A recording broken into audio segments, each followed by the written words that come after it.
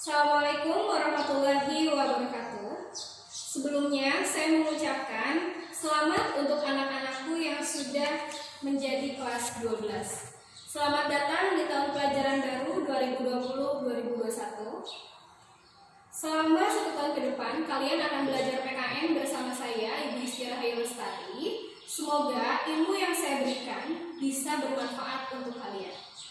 Kali ini, dari bab pertama, saya akan menjelaskan mengenai kasus-kasus pelanggaran hak dan pengingkaran kewajiban warga negara.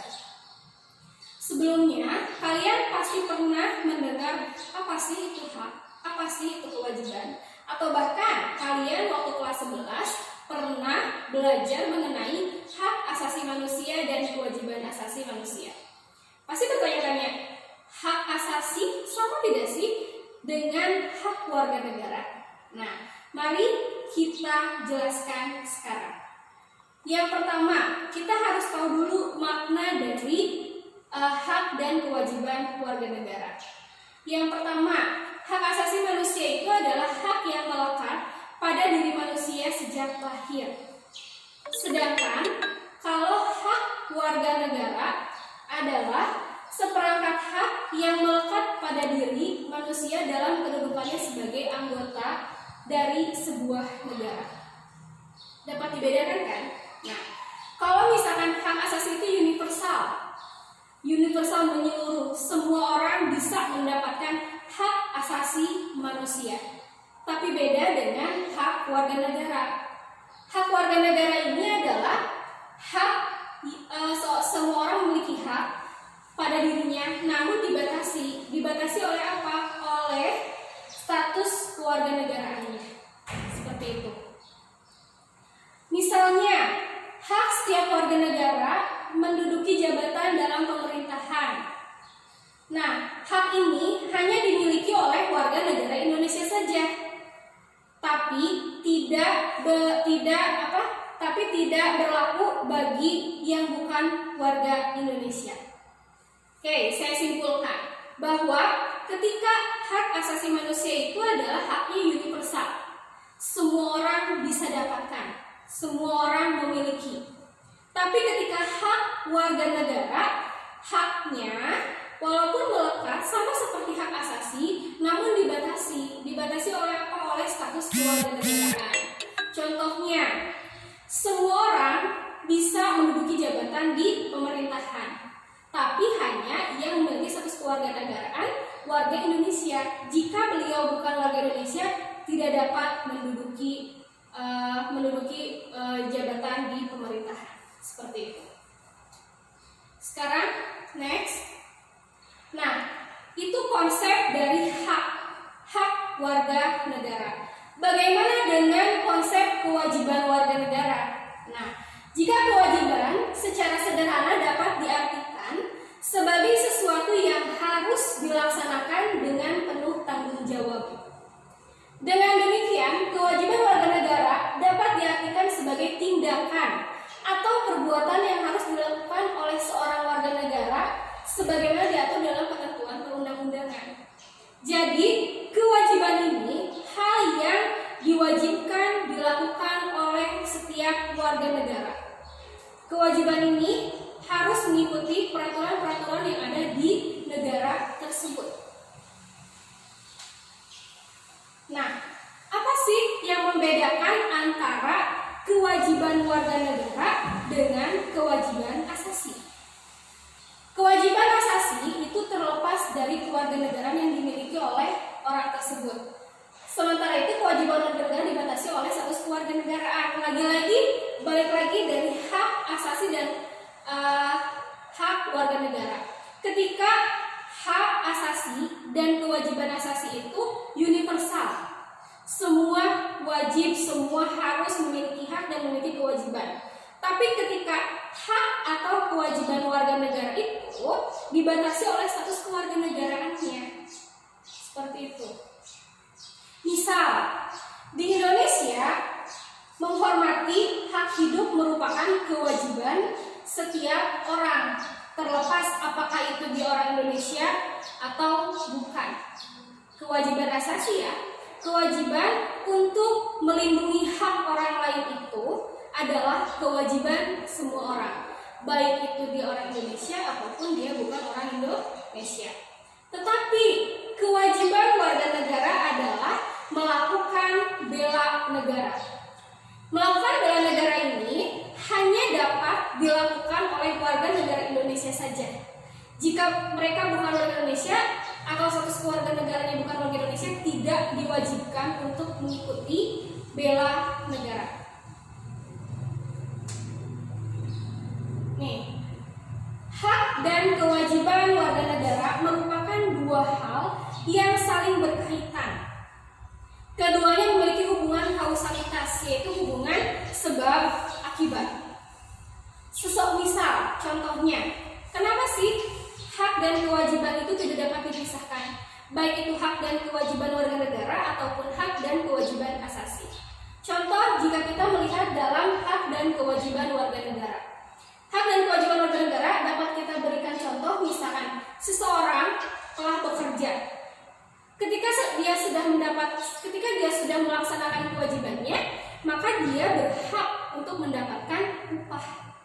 Maka ketika ada kewajiban, maka di sana ada hak yang didapat.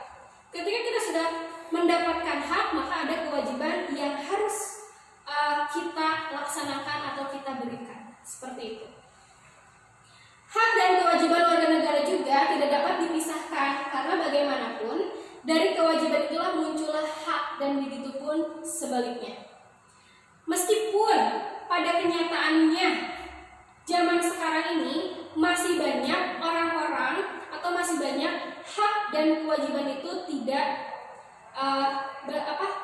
saling berkaitan atau tidak saling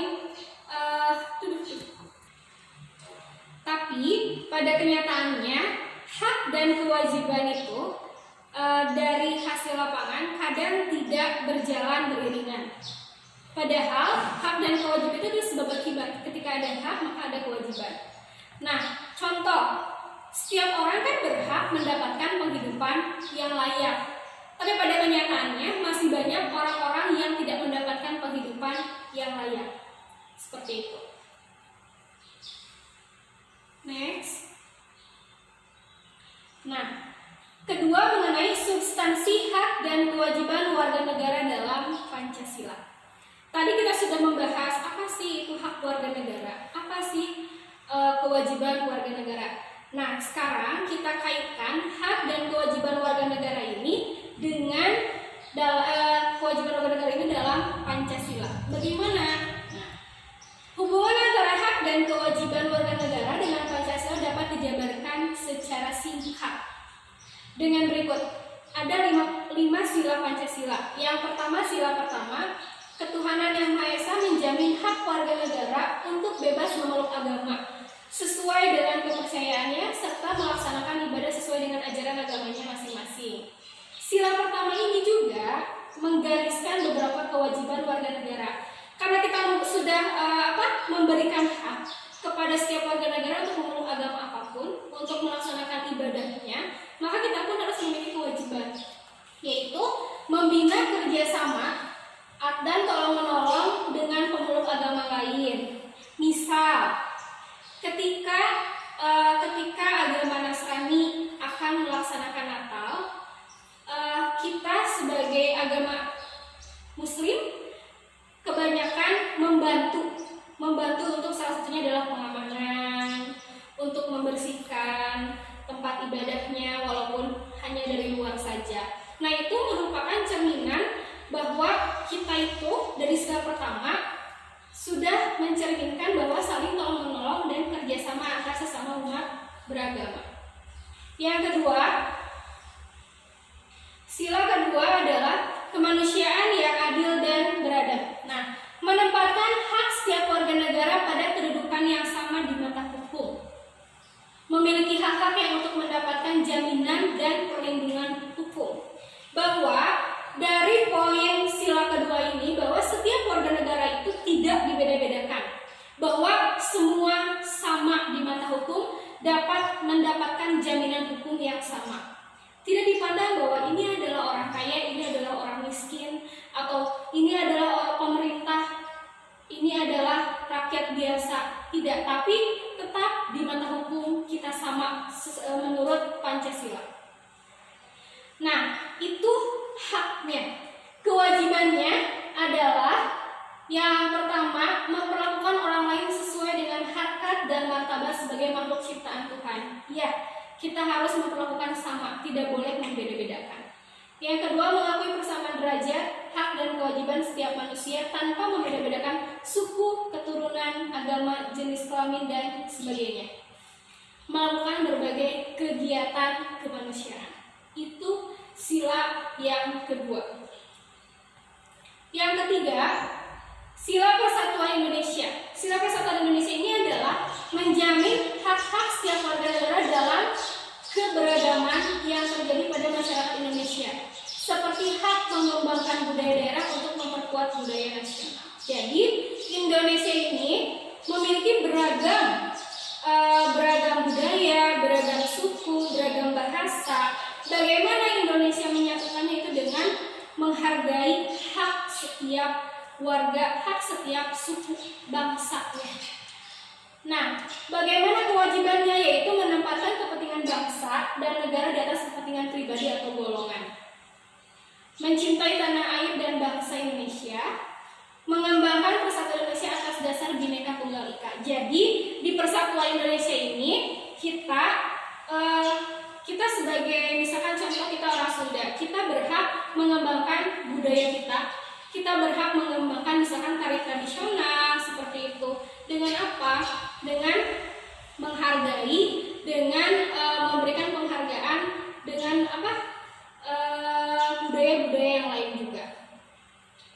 Yang keempat, sila kerakyatan yang dipimpin oleh hikmat kebijaksanaan dalam permusyawaratan perwakilan dicerminkan dalam kehidupan pemerintahan, bernegara, dan bermasyarakat yang demokratis. Yang apa? Yang pertama, kewajibannya adalah mengutamakan musyawarah mufakat di setiap pengambilan keputusan. Itu ciri khas dari negara kita, yaitu setiap apapun itu selalu mengambil keputusan dengan musyawarah dan mufakat. Yang kelima, yaitu sila keadilan sosial bagi seluruh rakyat Indonesia. Mengakui hak milik perorangan dan dilindungi pemanfaatannya oleh negara serta memberi kesempatan sebesar-besarnya kepada masyarakat. Sila kelima ini mengamanatkan setiap warga negara untuk apa? Mengembangkan sikap gotong royong dan kekeluargaan dengan masyarakat di lingkungan sekitar. Tidak melakukan perbuatan yang merugikan orang lain dan suka bekerja keras. Nah, sekian penjelasan dari saya mengenai hak dan kewajiban warga negara. Semoga kalian dapat mengerti dan memahami apa sih hak dan kewajiban warga negara. Karena dari hak dan kewajiban warga negara ini adalah kalian pun akan merasakan dan kalian akan menjadi menjadi orang yang melakukan hak dan kewajiban warga negara ini dalam kehidupan sehari-hari.